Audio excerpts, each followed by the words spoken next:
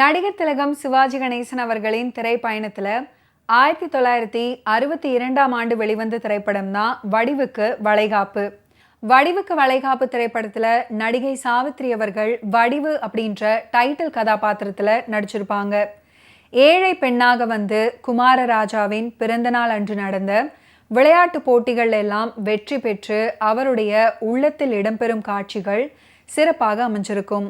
குமாரராஜாவை முதல்ல சாவித்ரி அவர்கள் சந்திக்கும் காட்சிகளில் நடிகை சாவித்ரி அவர்களுடைய நடிப்பு படத்தின் சிகரமாக அமைந்துவிட்டது அப்படின்னு சொன்னால் அதை யாராலையும் மறுக்க முடியாது. வடிவுக்கு வளைகாப்பு திரைப்படத்தில் சாவித்ரி அவர்களின் தந்தையாக SV சுப்பையா அவர்கள் நடிச்சிருப்பாரு. வழக்கம் போல அவருடைய நடிப்பில் எந்த விதமான குறையுமே சொல்ல முடியாது. அவருக்கு கொடுத்த கதாபாத்திரத்தை மிகவும் உணர்வு பூர்வமாக நடிச்சிருப்பாரு SV சுப்பையா அவர்கள். குமாரராஜாவை வரவழைப்பதற்காக கல்யாணமாகாத இளம்பெண் வடிவு கர்ப்பமாக இருப்பதாக கூறி அவளுக்கு வளைகாப்பு கொண்டாடுவதாக காட்டும் ஒரு காட்சி படத்துல அமைஞ்சிருக்கும். அதற்காக கலவையான விமர்சனங்களை பெற்றது. வடிவுக்கு வளைகாப்பு திரைப்படத்துடைய கதை வசனம் மட்டும்தான் AP நாகராஜன், இயக்கியவர் K சோமுதான் அப்படின்ற ஒரு செய்தியும் உண்டு. ஆனாலும் படத்தின் டைட்டில்ல AP நாகராஜன் அப்படின்னு தான் இடம்பெற்றது. இயக்குனர் K சோமு அவர்கள் தான் டைட்டில்ல பெயரை AP நாகராஜனுக்கு விட்டு கொடுத்தாராம். அதுக்கப்புறம் நாகராஜன் அவர்கள் விஜயலட்சுமி பிக்சர்ஸ் அப்படின்ற திரைப்பட நிறுவனம் தொடங்கி முதல் படமாக நவராத்திரி திரைப்படத்தை இயக்குனாரு. சிவாஜி அவர்கள் சாவித்ரி அவர்கள் நடிப்பில் உருவான வடிவுக்கு வளைகாப்பு படத்தின் மூலம் இயக்கத்தில் கால் பதித்தாரு AP நாகராஜன். அதுக்கப்புறம் சிவாஜி அவர்களுடன் இணைந்து பணிபுரிந்து பல படங்களை தமிழ் சினிமாவுக்கு கொடுத்திருக்கிறாரு. அவர்களும் சாவித்ரி அவர்களும் அமரதீபம் திரைப்படத்தில் தொடங்கி கிட்டத்தட்ட 1 டஜன் படங்கள்ல இணைந்து நடிச்சிருக்கிறாங்க. அவற்றில் திருவிளையாடல் உள்ளிட்ட வெள்ளி விழா சித்திரங்களும் நவராத்திரி போன்ற 100 நாள் படங்களும் நிறைய இருக்கு. வடிவுக்கு வளைகாப்பு பிராப்தம் ஆகியன மாத்திரமே வசூல்ல படு தோல்வி அடைந்தது. காரணம் நீண்ட கால தயாரிப்பு. நால்வர் அப்படின்ற தன்னுடைய நாடகத்துக்கு திரைக்கதை வசனம் எழுதி தமிழ் சினிமாவில் அறிமுகமானவர் தான் AP நாகராஜன். அந்த படத்துல நாயகனாகவும் நடிச்சிருக்கிறாரு. மக்களை பெற்ற மகராசி, நல்ல இடத்து சம்பந்தம், பெற்ற மகளை விற்ற அன்னை உட்பட பல படங்களுக்கு ஸ்கிரிப்ட் எழுதிய இவர் தில்லானா மோகனாம்பாள், திருவிளையாடல், சரஸ்வதி சபதம் உட்பட பல மறக்க முடியாத படங்களை இயக்கியிருக்கிறாரு. AP நாகராஜன் இயக்குனராக அறிமுகமான படம் வடிவுக்கு வளைகாப்பு. இதன் ஷூட்டிங் நடந்து கொண்டிருந்த நேரத்தில் வந்தது யாரும் எதிர்பார்க்காத திடீர் பிரச்சனை. நாயகியாக நடித்த சாவித்ரி அவர்கள் தாய்மை அடைஞ்சிருந்தாங்க. சந்தோஷப்பட வேண்டிய விஷயம் அப்படின்னாலும் படத்துக்கு பணம் போட்ட VK ராமசாமிக்கும் AP நாகராஜனுக்கும் 1 வருடம் காத்திருக்க வேண்டுமே அப்படின்ற அதிர்ச்சி, அதுவரை தாங்க முடியுமா அப்படின்ற கவலையும் கூட. படப்பிடிப்பு நின்றுவிட்டது. சாவித்ரி அவர்கள் குழந்தை பெற்ற பின் தான் தொடங்க முடியும் அப்படின்ற ஒரு நிலை. இதற்கிடையே சிவாஜி கணேசன் அவர்கள் VKRக்கு யோசனை ஒன்றை சொல்லியிருக்கிறாரு. எடுத்தவரை வெட்டிவிட்டு சரோஜா தேவி அவர்களை நடிக்க வச்சு முடிச்சா என்ன அப்படின்றது தான் அது. AP நாகராஜன் அவர்கள் சம்மதிக்கவில்லை. இதனால் இந்த படத்தை விட்டுவிட்டு VK ராமசாமி எழுதிய கதையை வைத்து நல்ல இடத்து சம்பந்தம் படத்தை ப்ரொடியூஸ் பண்ணாங்க. AP நாகராஜன் அவர்கள் திரைக்கதை எழுதினாரு. MR ராதா, சவுகார் ஜானகி நடிக்க K சோமு இந்த படத்தை இயக்கியிருந்தாரு. படம் சூப்பர் ஹிட். அதுக்கப்புறம் வடிவுக்கு வளைகாப்பு படத்துல இணைந்தாங்க சாவித்ரி அவர்கள். மீண்டும் படப்பிடிப்பு தொடங்கியது. 4 வருடங்களுக்கு பிறகு 1962ஆம் ஆண்டு தான் வெளியானது வடிவுக்கு வளைகாப்பு. ஆனா எதிர்பார்த்த அளவு வெற்றி பெறல அப்படின்னு தான் சொல்லணும். ஈரோட்டார இது எனக்கு முள்ளும் கத்தி வச்சிருக்காங்க. புருஷ மண்டாட்டிக்குள்ள சண்டை வந்தா வெட்டுறது குத்துறது. சாப்பிடுற இடத்துல எனக்கா வெட்டிக்கிறது? சாப்பாட்டுக்கா தான் இப்ப வெட்டுறாங்க. அது என்னதுங்க கிளாஸுக்குள்ள துணிய வச்சிருக்காங்க? குத்திக்கிட்டா ரத்தம் வந்தா கட்டு போடுறதுக்கு. முழுகு.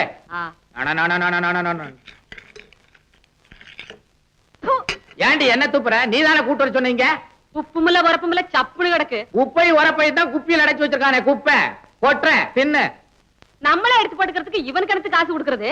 நமக்கு போடுற மாதிரி அவன் ட்ரெஸ் பண்ணிருக்கான். அமீனா மாதிரி வெள்ளை சிவப்புமா ட்ரெஸ் பண்ணிருக்கான். எக்கச்சக்கமா ஏதாவது பேசி தொலைச்சினா 3 தடவை உன் பேரை கூப்பிடுவான், தின்னு தொலை. அட இங்க வருங்க ஜெண்டு. டேய், ஆ, கண்டதுல கைய வைக்காத. உள்ளுக்குள்ள என்ன இருக்குன்னு உனக்கு தெரியுமா? மானத்தை வாங்காத மூதையை தின்னு. எனக்கு ஈரோட்டார ஏன் நமக்குல்ல? இத கொண்டாந்து வச்சாரா அமீனா, ஆ, அவரு கூட அழகாத்தான் இருக்காரு. ஆ? என்ன தவிர உனக்கு எல்லாரும் அழகாத்தான் இருக்காங்க மூதேவி. சீ, சாப்பிடு. ஆ,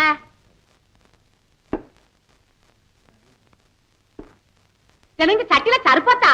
ஆ, இது சர்பத்து இல்லைங்க, இதுலதான் கை கழுவணும். ஆ, எனக்கு இதுல கை கழுவுறதா? கால் அலம்ப முடியாது. ஐயா அங்கிட்டால பாருங்க யாருன்னு. ஏய், நமக்குல்ல, நமக்குல்ல. ஐயா ஆ, அப்படித்தான் பாதியில விட்டுட்டு போறதா? எதை பாதியில விட்டாரு? பாட்டு. ஏன் தம்பி பாதியில விட்டு யா உயிரை வாக்குற? பாதிய பாடுட. எனக்கு இப்ப நேரம் இல்லைங்க. ஒதுக்குறது எத நேரத்தை. நீ ஒதுக்கு, அந்த பாதிய அவுத்து விட. சின்னாள பட்டியில கண்டாங்கி எடுத்து என் கையால கட்டி விடவா, என் அத்தை அவ பெத்த என் மெத்த. ஆ, ஏமத்த ஏமத்த ஏமத்த. அட விடுங்க, பாட்டு முடிஞ்சு போச்சு, திருப்தி தானே புறப்படுறது. முடிஞ்சு போச்சுங்களா? புடிஞ்சு வச்சுட்டா சொல்றாரு, வந்து தொலை. என்ன தவிர உனக்கு எல்லாத்தையும் பிடிக்குது. நான் பில்லு கூட கட்ட மாட்டேன். ஏன்? அவனே உனக்கு பிடிக்கும். பாடி. யாரு நவங்க? தெரிஞ்சவங்க, சரியான பைத்தியம். என்ன சார் வேணும்? என்னம்மா சாப்பிடுற? Pineapple cream. 2 பைனாப்பிள் கிரீம் கொண்டு. கேவி மகாதேவன் இசையில கண்ணதாசன், ஏ மருதகாசி, ஏஎஸ் நாராயணன் பாடல்கள் எழுதியிருந்தாங்க. பிள்ளை மனம் கலங்குதென்றால், சாலையிலே புளிய மரம், ஜமீன்தார் வச்ச மரம், தாமதம் செய்யாதே தோழி, சீருலாவும் இன்பநாதம், நில்லடியோ நில்லடியோ அப்படின்ற பாடல்கள் வரவேற்பை பெற்றன. இந்த படத்தின் பாடல் ஒன்றில் தான் எல்ஆர் ஈஸ்வரி ஹம்மிங் பாடி தமிழ் சினிமாவில் அறிமுகமானாங்க. பாடகர் திலகம் TM சௌந்தரராஜன் அவர்களுடைய தனித்துவமான குரலில் அவர் தனித்து பாடிய அற்புதமான பாடல் தான் பிள்ளை மனம் கலங்குதென்றால் அப்படின்னு தொடங்கக்கூடிய பாடல். கவியரசர் கண்ணதாசன் அவர்கள் வடிவுக்கு வளைகாப்பு திரைப்படத்துக்காக அற்புதமான 3 பாடல்களை எழுதியிருக்கிறாரு. அதுல ஒரு வெற்றி பாடல் தான் இந்த பாடல். கரைகளும் உடைந்து விட்டால் நதியின் வெள்ளம் வழியாதோ, கரைகளும் உடைந்து விட்டால் நதியின் வெள்ளம் வழியாதோ, கண்மூடி நீ கிடந்தால் என் இதயம் உடையாதோ, கண்மூடி நீ கிடந்தால் என் இதயம் உடையாதோ, காற்றோட்டம் நின்று விட்டால், காற்றோட்டம் நின்று விட்டால் உயிர்கள் எல்லாம் மடியாதோ, காவலனே நீ மறைந்தால் என் கதையும் முடியாதோ, பிள்ளை மனம் கலங்குதென்றால் பெற்ற மனம் கரையாதோ. சாவித்ரி அவர்களுடைய உருக்கமான நடிப்பில் பாசமலர் வந்திருக்காவிட்டால் சாவித்ரி அவர்களின் மார்க்கெட் சதம் அடித்த பூரிப்போடு முற்று பெற்றிருக்கும். அடுத்த 10 ஆண்டுகளுக்கு நீடித்திருக்காது. என்ன இது இப்படி சொல்கிறேனே அப்படின்னு நினைக்காதீங்க. வருடத்துக்கு டசன் கணக்கில் நடித்து கலைப்பாதையில் சாவித்ரி அவர்கள் கலைத்து போனாங்க. 1959 AP நாகராஜனுடைய வடிவுக்கு வளைகாப்பு தயாரிப்பில் இருந்தது. அதில் சாவித்ரி அவர்கள் சிவாஜி அவர்கள் ஜோடி. சினிமா டைட்டில் போலவே நிஜமாகவே சாவித்ரி அவர்கள் தலை பிரசவத்தை சந்திக்க வேண்டிய தருணம் அது. அவர் நினைத்தவாறு முழு வீச்சில் நடிக்க முடியாமல் வடிவு முடங்கி போனது.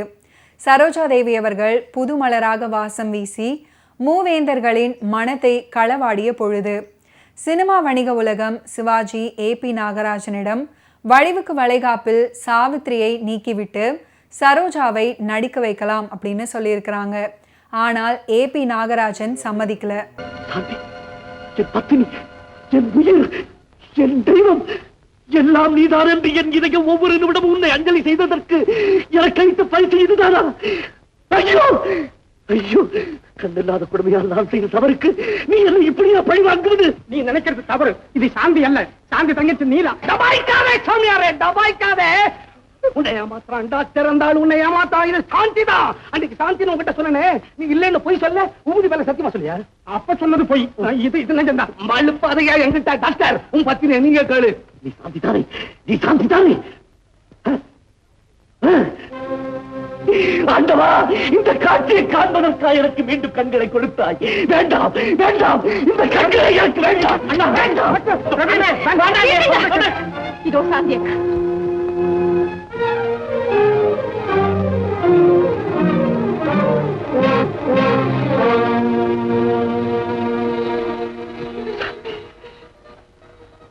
சாந்தி, சாந்தி,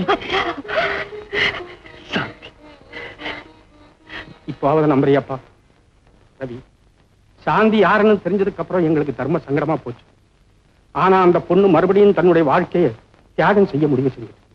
இப்படி பெண்கள் தன் புருஷனுக்காக விட்டுக் கொடுக்கிறாங்க தான் பெண்மைக்கே அநீதி ஏற்படுது.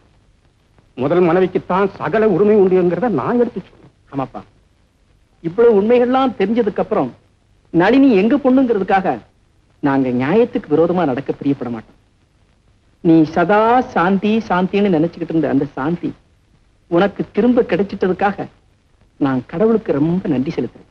இவ்வளவு பெரிய தியாகிக்கு நாம விதிவசத்தினால துரோகம் பண்ணிட்டோமேன்னு நளினி எவ்வளவு வருத்தப்பட்டுச்சு தெரியுமா? இந்த நேரத்துல நீலாவா இருந்தது அன்னிதான்னு தெரியாம நீங்க என்னைய கல்யாணம் பண்ணிக்க சொன்ன உடனே அவங்க பதறி துடிச்சாங்க. என்கிட்ட வந்து உண்மையெல்லாம் சொன்னாங்க. பெரியயாவும் நளினி செய்த ஏற்பாடு எனக்கு தெரிஞ்சதுனால ஒரு குழப்பமும் வராதுன்னு நான் அவங்களை சமாதானப்படுத்தினேன். ஆமா டாக்டர், நான் கூட வியாபார விஷயமா சிலோனுக்கு போயிருந்தேன். அங்க தற்செயலா சாந்தியினுடைய தங்க நீலாவையும் அவங்க அத்தையும் மீட் பண்ணேன். அவங்க என் கூடவே வந்து சாந்தியை பார்க்கணும்னு சொன்னாங்க. சரி வாங்கன்னு அழைச்சிட்டு வந்தேன். அவங்க இந்த சமயத்துல இங்க வந்தது எவ்வளவு நல்லதா போச்சு பாத்தீங்களா? ஆனா இந்த விஷயங்களை எல்லாம் உன் கண்கட்ட அவுக்கிறதுக்கு முன்னால சொன்னா அதிர்ச்சி ஏற்பட்டு ஏதாவது உனக்கு நேர்ந்துருமோன்னு பயந்துதான் உண்மையே மறைச்சு. அதனால தான் உங்க கேள்விக்கு பதில் சொல்ல முடியல. 1962க்கு அப்புறம் பீம்சிங் சாவித்ரி அவர்களுக்கு வாய்ப்பு தரவில்லை. மிக விரைவாக பொற்காலம் படைத்தவர்கள் சீக்கிரத்துல பிரிஞ்சு விட்டாங்க. பதிபக்தியில தொடங்கி பாவரிசையில் வெற்றி அலைகளாக தவழ்ந்து பந்த பாசத்தோடு ஓய்ந்து போனது ஸ்நேக சாகரம். அதற்காக சாவித்ரி அவர்களுக்கு பீம்சிங் மீது வருத்தம் கிடையாது. மாறாக எப்போதும் போல பீம்சிங் மீது அன்பை பொழிந்தது சாவித்ரி அவர்களுடைய குழந்தை உள்ளம். எதற்கும் பீம்சிங் அலட்டி கொள்ள மாட்டாரு. நேர்ல பார்க்கும்போது இவரா அந்த புகழ்பெற்ற டைரக்டர் அப்படின்றது போல அவ்வளவு எளிமையான தோற்றம். ஆர்டிஸ்டுகளுக்கு அருகில் வந்து மெதுவான குரல்ல யோசனைகளை சொல்வாரு. தனது அட்வைஸ் பிறர் காதுகளில் விழுந்தா சம்பந்தப்பட்ட கலைஞர்கள் வருத்தப்படுவாங்களே அப்படின்னு நினைப்பாரு. அப்படி ஒரு மென்மையான உள்ளம் பீம்சிங்குக்கு. பதிபக்தி சினிமாவில் சின்னஞ்சிறு கண்மலர் பாடல் காட்சி, பின்னணியில பாட்டு, அதுக்கேற்றவாறு என்னுடைய உதட்டசைவு, முகத்தில் தாய்ப்பாசம், கையில் குழந்தையோடு நடக்கும் பாவனையெல்லாம் ஒரு சேர நன்றாக அமைய வேண்டுமென்று ஆசைப்பட்டாரு. அதுக்காக குழந்தையை கைகளில் எடுத்துக்கொண்டு பீம்சிங்கே அதை போல பாடி நடந்து காண்பித்தார்.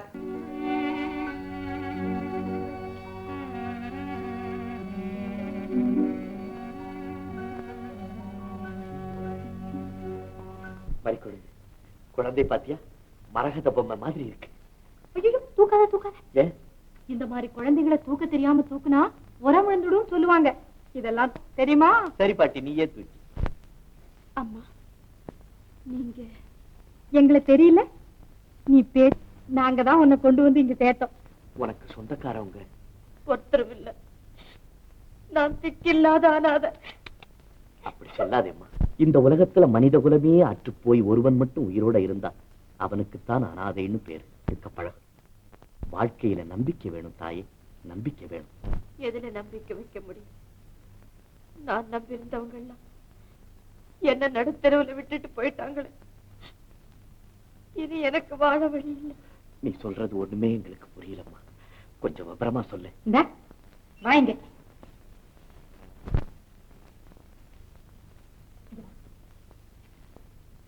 உனக்கு ஏதாவது புரியுதா? பச்சை உடம்புக்காரி அழுதுகிட்டு இருக்கா. மேலும் மேலும் என்னென்னமோ கேட்டுக்கிட்டு இருக்கியே. அது சரி, அந்த பொண்ணு யாரு என்னன்னு தெரிஞ்சுக்க வேணாம்? அதுக்கு இதுதானா நேரம்? அதுக்குத்தான் யாருமே இல்ல போல இருக்க. அதுக்கு நாம என்ன செய்யறது? வா போலாம். நீ ஒரு மனுஷன். மனுஷன் தானா? பாவம், பச்சை புள்ளக்காரி திக்கு இல்லாம திணறிக்கிட்டு இருக்கா. என்னமோ பேச்சு பேசுறீங்க. அதுக்கு என்ன செய்ய சொல்ற? இத பாரு, இந்த நிலைமையில நாம விட்டுட்டு போனோம். அது ஆத்துலயோ குளத்துலயோ விழுந்து செத்தாலும் செத்துடும். ஐயோ, அதுக்கு தான் சொல்றேன், நாமே கூட்டிக்கிட்டு போயிடலாம். நாம சாப்பிட்டா அதுவும் சாப்பிடட்டும், நாம பட்டினி கிடந்தா அதுவும் கிடக்கட்டும். நானும் அப்படித்தான் நினைச்சேன். ஆனா நீ ஏதாவது சொல்லுவியோன்னு தான். சரிதான். இந்த உன் மனசுல எந்த அளவுக்கு ஈவிரக்கம் இருக்கோ அந்த அளவுக்கு உன் மனசுலயும் இருக்குங்கிறத நான் தெரிஞ்சுக்கிட்டேன். அப்போ நம்ம 2 பேருடைய மனசு ஒத்து போச்சு இல்லையா? ஆமா, சில விஷயங்கள்ல மட்டும். இந்தம்மா நில்லு.